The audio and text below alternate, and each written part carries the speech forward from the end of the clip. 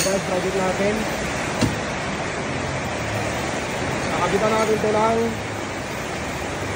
marble flooring, seat cover, sidings, ceiling, kakabitan natin yan guys. Engine bay cover. Abangan nyo guys kung gaano kaganda yan pag natapos. Guys, tapos na yung NV350 project natin. Tara, tingnan natin sa labas kung gaano kaganda. Let's go! What's up guys? Project natin, NV350. Lagyan natin ito ng seat cover, tsaka sidings, diamond design. Ilagyan natin guys ng headrest at saka ceiling na VIP ceiling guys. Tapos nilagyan natin to ng marble flooring. Yan guys, kita nyo naman napakakintab.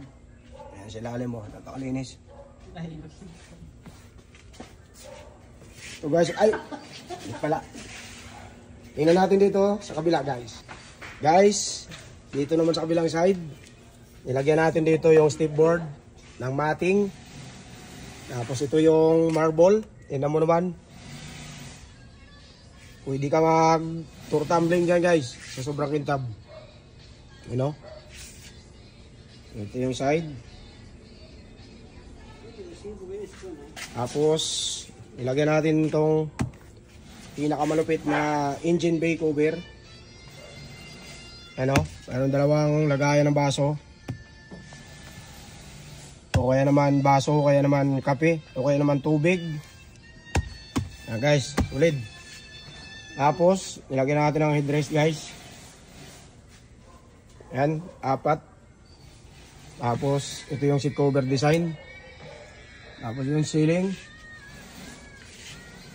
Yan. Tingnan nyo naman kung kano kaganda yan guys. Check natin yung wrap. Yan guys oh.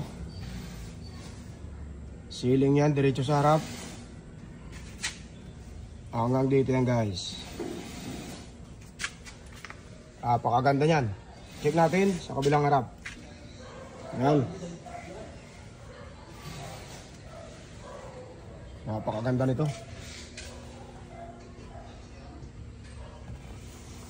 Yan guys. Unit natin NV350. Yan. Kung gusto nyo paggawa ng ganyan guys,